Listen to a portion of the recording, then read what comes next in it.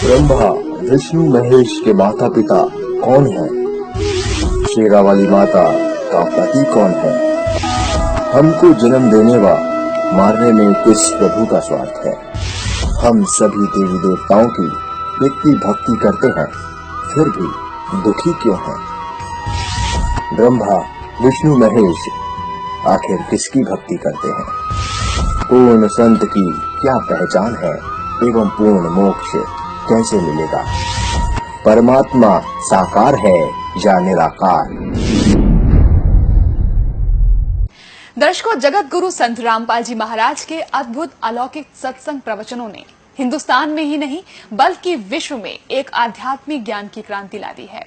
लाखों श्रद्धालुओं ने हमें इन सत्संगों के प्रसारण के लिए बधाई पत्र भेजे हैं। इसके साथ साथ कुछ श्रद्धालुओं ने कुछ शंकाएं भी हमारे को भेजी हैं। हमने उन सब श्रद्धालुओं की शंकाओं के निवारण के लिए संत रामपाल जी महाराज से भेंट की तथा महाराज जी से उन सभी शंकाओं का निवारण जाना, जिसकी जिज्ञासा हमारे दर्शकों में बनी हुई है। तो आइए अब जानते हैं परम पूज्य जगत गुरु तत्वदर्शी संत रामपाल जी महाराज से आपकी हर शंका का समाधान। महाराज जी, हमने सुना है कि आप जी श्री ब्रह्मा जी, श्री विष्णु जी, श्री शिव जी आदि देवताओं की पूजा छुड़वाते हैं, क्या ये उचित है? ब्रह्मा विष्णु महेश को हम छुड़वा सकते हैं? हम कोई बालक हैं?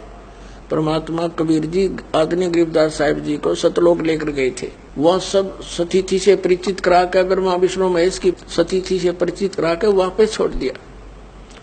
उसके बाद उन्होंने कहा था, तीनों देवा कमल दल बसे, ये ब्रह्मा विष्णु महेश, प्रथम इनकी वंदना फिर सुन सतगुरु उपदेश।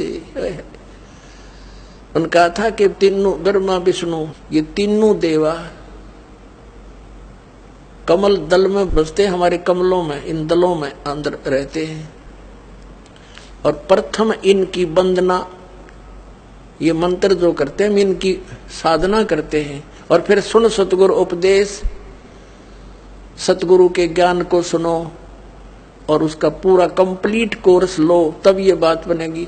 अब ब्रह्मा विष्णु महेश हमारे कोई दुश्मन नहीं है। कई कहते हैं कि आपके गुरु जी तो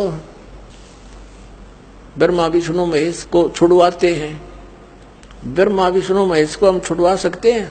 अब जैसे ऊर्ध्व मूलम अधः शाखम, ऊपर को जड़ वाला, नीचे को तीनों गुण रूपी शाखा वाला, उल्टा लटका हुआ संसार रूपी वृक्ष है। अब इसमें क्या है? ऊपर को जड़ता पूर्ण परमात्मा, नीचे को तीनों गुण रूपी संसार रूपी वृक्ष की शाखा है। तो क्या कोई शाखा को काट देगा बुद्धिमान व्यक्ति? पेड़ की शाखा को कोई काटने की कहेगा कि इसको तो फेंक दो काट के, फिर लटका के करेंगे बाकी का हम? तो कहने का भाव ये है कि जैसे परमात्मा कहा करते कि जैसे हमने भक्ति रूपी पौधा बीजना है और हम नर्सरी से कोई पौधा लाए, कैसे बीजेंगे? उसको गड्ढा खोदेंगे और उस गड्ढे में उसको जड़ों की तरफ से दबाकर मिट्टी में, फिर उस जड़ों की मूल की सिंचाई करेंगे। तो मूल की यानी जड़ की पूजा करेंगे हम, तो वो पौधा पेड़ बनेगा, उसकी टहनियां बड़ी बड़ी हो जाएंगी, तीनों गुण रूपी शाखा। तो उन शाखाओं का फल लगेगा, और फल के लिए हम सारा प्रोसेस अपना कर रहे हैं, फल प्राप्ति के लिए हम कर रहे हैं। तो वो हमने तोड़ने नहीं होते, हमने ऐसे करना है, अपनी way of worship according to the spiritual करना है, शास्त्रों के अनुसार करना। देखना, ये समझ लो हम एक पौधा लाए तो ये है बुद्धिमता। जड़ों को गमले में यानी मिट्टी में डाला, दबा दिया और पूजा शुरू कर दी, सिंचाई। ये जड़ कबीर परमात्मा है इस संसार रूपी वृक्ष की। अब ये हमने जड़ों को पूजना है। इन ब्रह्मा विष्णु महेश की पूजा नहीं, हम क्या कर रहे हैं? ऐसे कर रहे हैं। ये बता बालका वाला काम कर रखे हमने, हंसी नहीं आवे। हम ऐसी पूजा कर रहे हैं, उल्टा काम कर दिया हमने। ब्रह्मा विष्णु महेश को हम इष्ट रूप में पूज रहे हैं, गमले में ला दिए ब्रह्मा विष्णु महेश और ये पूजा कर रहे हैं। तो कोई क्या कहेगा? समझदार व्यक्ति ने घर सीधा कर ले इसने, और वो लड़े, हट जा दूर, खबरदार, तूने क्या कर दिया। अब देखो जड़ छोड़ दी हमने, अब जड़ ऊपर रहेगी तो भक्ति रूपी पौधा सूख गया, ये यूजलेस है। ये शास्त्र विधि को त्याग कर शास्त्र विरुद्ध साधना है, ये उल्टा बीजा हुआ भक्ति रूपी पौधा। और हमने ऐसे करने को कहा तो इसमें इसकी पूजा करेंगे भगवान कबीर साहब की, फिर हमारे शास्त्र अनुकूल कर्म बनेंगे। शास्त्र अनुकूल संस्कार होने से ये फल ब्रह्मा विष्णु महेश ने देना हमारे को, क्योंकि यहाँ के ये प्रधान है, इनका फल लगेंगे। अब इसका प्रमाण देते हैं। अपने आत्मा परमात्मा ये कहा करते तुम साधना ठीक करो और फिर आपको लाभ होगा पूरा। अब तुम साधना कर रहे हो उनकी जो आपको कुछ दे ही नहीं सकते। अब जैसे आप किसी फैक्ट्री मालिक की नौकरी कर रहे हो, तो नौकरी उसकी कर रहे हो, आपकी हाजिरी लगकर तनख्वाह बनकर कैशियर के पास आती है, अकाउंटेंट के पास आती है। अब तनख्वाह तो देंगे अकाउंटेंट और वो कैशियर, लेकिन वो देंगे आपका वर्क डन, और वो भी उस मालिक की मजदूरी करोगे। तो यदि उस आप लागे अकाउंटेंट और कैशियर की जूते साफ कर उसकी प्लेट धोना, वह नौकरी दी छोड़ आपने, वो खा के देंगे आपको, लोग बाजत चाह बिना पियाओ टाइम पे। तो इसी प्रकार हमने पूजा तो करनी है, मजदूरी तो करनी, इष्ट रूप में तो पूजना परमपिता को कबीर साहब को, और फिर उससे बनेंगे हमारे शास्त्र अनुकूल जितने भी शुभ संस्कार फिर देंगे। यही यहाँ पर जब तक आप यहाँ रहोगे तो यहाँ के ये प्रधान है, इन्होंने हमारा वर्क डन देना है। जैसा कर्म करेगा फल देगा भगवान, इनका ये आखिरी विधान था। तो ये भगवान तो वर्क डन ही दे सकते, इसमें ऐड नहीं कर सकते। और फैक्ट्री मालिक मनमाना करा के दे तोहफे में, यानी परमात्मा हमारे मालिक हैं, मालिक तो कुछ भी दे सकता है। अब और थोड़ा सिखा दिखाते हैं क्योंकि कंसेप्ट इससे जुड़ा हुआ है। इसी गीता जी अध्याय नंबर 3 के, ये श्रीमद् भगवत गीता अध्याय नंबर 3 के आपको दिखाते हैं श्लोक 10 से लेकर 15। ये देखिएगा श्रीमद् भगवत गीता अध्याय नंबर 3 के और श्लोक नंबर 10। प्रजापति ब्रह्मा ने कल्प के आदि में यज्ञ सहित प्रजाओं को रचकर कहा था, तुम लोग इस यज्ञ के द्वारा, यज्ञ माने धार्मिक अनुष्ठान, शास्त्र अनुकूल वृद्धि को प्राप्त हो। यह यज्ञ तुम लोगों को इच्छित भोग प्रदान करने वाली हो। 11वें में कहा है, यज्ञ के द्वारा देवताओं को उन्नत करो और वो देवता तुम लोगों को उन्नत करें। इस प्रकार निस्वार्थ भाव से एक दूसरे को उन्नत करते हुए तुम लोग कल्याण को प्राप्त हो जाओगे। 12वें में फिर कहा है, यज्ञ के द्वारा बढ़ाए गए देवता, बताओ देवता ने क्या हम पकड़ कर बढ़ावाएंगे, खींच कर बढ़ावाएंगे उन्हें।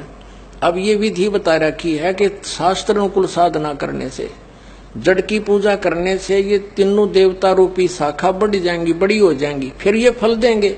देखिए यज्ञ के द्वारा, शास्त्र अनुकूल साधना के द्वारा बढ़ाए हुए यानी बढ़े हुए देवता, ये तीनों शाखाएं तुम लोगों के बिना मांगे ही इच्छित भोग निश्चित देते रहेंगे। उन देवताओं को दिए हुए भोगों को जो पुरुष उनके बिना दिए स्वयं भोगता है वह चोर है। अब क्या सिद्ध हो गया कि जैसे हम मूल की पूजा करेंगे, मूल की यानी जड़ की पूजा करने से टहनी बड़ी हो जाएंगी, ये देवता बढ़ गए, बड़े होकर ये फलों से लदपत हो जाएंगी, ये टहनी बिना मांगे देंगे अपने आप, क्योंकि हम मूल की पूजा कर रहे हैं तो अपने आप इनका बस की बात नहीं, देने पड़ेंगे फल हमारे को। आगे देखो, और जो फिर कहते हैं धर्म दान नहीं करते तो वो तो चोर हैं, वो फिर स्वयं भोगता है बिना गुण को दिए यानी बिना कुछ दान किए तो चोर है। 13वें में कहा है, यज्ञ से बचे हुए अन्न को खाने वाले श्रेष्ठ पुरुष सब पापों से मुक्त हो जाते हैं, और जो पापी लोग अपने शरीर पोषण के लिए ये अन्न पकाते हैं वे तो पाप ही खाते हैं। इसका कहने का भाव यह है, अपने आत्माओं यहाँ पर सतलोक आश्रम बरवाला जिला हिसार हरियाणा में पूरे विश्व में एक ये स्थान है जहाँ शास्त्र अनुकूल साधना होती है। अब ये क्या बता रहे हैं? यज्ञ से बचे हुए अन्न को खाने वाले श्रेष्ठ पुरुष संत, संत यानी अच्छी आत्मा, तो सब पापों से मुक्त हो जाते हैं। हम सबसे पहले परमात्मा का भोग निकालते हैं, भोजन का भी, हलवे का प्रसाद बनकर आता वो भी, उसको भगवान के भोग लगाकर फिर शेष अन्न को वितरित किया जाता है। तो ये कहते हैं यज्ञ से बचे हुए अन्न को खाने वाले संत, साधु संत भक्त, यज्ञ से बचे हुए अन्न को खाने वाले संत हैं, यानी साधु संत भक्त आत्माएं, अच्छी आत्माएं, सब पापों से मुक्त हो जाते हैं। अब कहने का भाव ये है कि यहाँ पहले भगवान को भोग लगा के शेष बचे हुए अन्न को उसके बच्चों को वितरित किया जाता है, वो महापाप नाशक बन जाता है। तो यहाँ आओगे तो सारी साधना मिल लेगी आपने, तो सब पापों से मुक्त आप होगे। ज्ञान सुनोगे, धर्म यज्ञ, ज्ञान यज्ञ, प्रणाम यज्ञ, सारी यज्ञ, सब साधना, पूरा ट्रीटमेंट दिया जाएगा। फिर कहते हैं जो दान धर्म नहीं करते हो तो चोर है भगवान के। जिन हर की चोरी करी और गए राम गुण भूल, ते बिदना बागुल किए वो फिर झूले उल्टी झूल।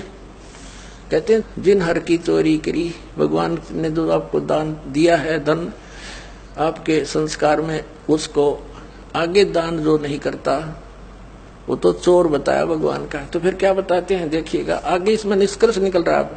तीसरे अध्याय का हमने ये 13वां श्लोक पढ़ लिया। यज्ञ से बचे हुए अन्न को खाने वाले श्रेष्ठ संत, संत माने आप अच्छी आत्माएं, सब पापों से मुक्त हो जाते हैं। और जो पापी लोग अपना केवल कमाया और खाया वहीं तक सीमित हैं, वो तो पाप को खाते हैं। अब 14 और 15 में एक निर्णायक ज्ञान दे दिया। पहले इनका अनुवाद पढ़ाएंगे इंजीनियरों का, फिर समझ में आएगा। संपूर्ण प्राणी अन्न से उत्पन्न होते हैं। अन्न की उत्पत्ति वृष्टि से होती है, वृष्टि यज्ञ से होती है। यज्ञ इसका अर्थ शास्त्र अनुकूल कर्मों से जो होता है वो विहित कर्मों से उत्पन्न होने वाले हैं, यज्ञ यानी धार्मिक अनुष्ठान।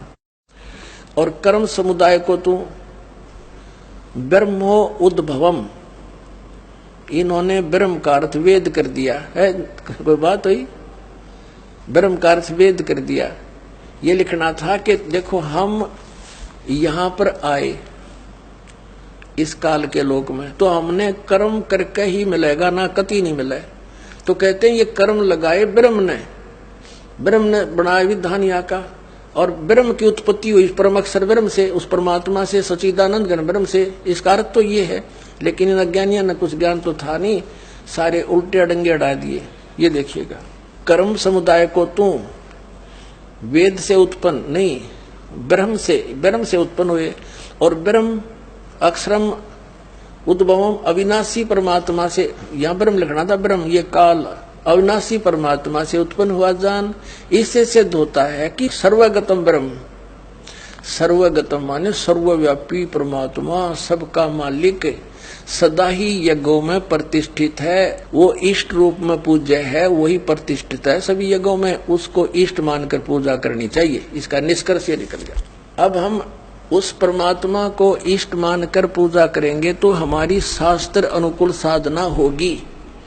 और इसमें कहा है कि सारा जो शास्त्र अनुकूल साधना करने से हमारे शुभ संस्कार बनेंगे। ये भक्ति रूपी पौधा बड़ा होगा, ब्रह्मा विष्णु महेश के पास हमारे संस्कार जाएंगे, और ये बिना मांगे आपको देंगे, आपको बिना मांगे देंगे। जैसे फल लदपत हो गए टहनिया के, आप भी खाओ, रिश्तेदार भी ले जाओ, और पड़ोसी भी तोड़ ले जाओ, तो भी समाप्त ना हो।